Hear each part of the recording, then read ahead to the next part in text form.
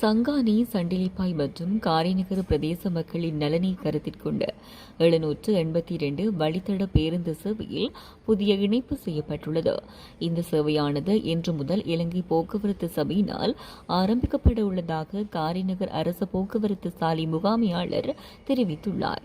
கொழும்பு காரைநகர் இடையே போக்குவரத்தில் ஈடுபடும் அரச பேருந்து கொழும்பிலிருந்து வந்து அதிகாலை 5 மணியளவில் யாழ்ப்பாணம் தொடருந்து நிலையத்துக்கு சென்று அங்குள்ள பயணிகளை ஏற்றியவாறு யாழ்ப்பாணம் பேருந்து நிலையத்துக்கு வரும். பின்னர் அங்கிருந்து 5:50 மணிக்கு வழமை போல் காரைநகர் நோக்கி போக்குவரத்து சேவையில் ஈடுபடும். அதுபோல பிற்பகல் 6:20 மணிக்கு யாழ்ப்பாணம் தொடருந்து நிலையத்துக்கு சென்று அங்குள்ள பயணிகளை ஏற்றியவாறு காரைநகர் நோக்கி போக்குவரத்து சேவையில் ஈடுபடும் என போக்குவரத்து சாலை முகாமையாளர் தெரிவித்துள்ளார்.